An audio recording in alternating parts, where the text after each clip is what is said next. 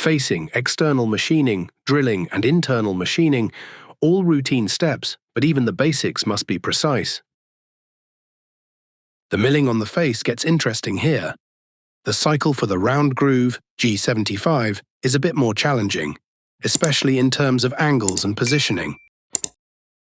The multiple toolpaths for roughing and finishing, however, are no issue. The cycle handles it all automatically.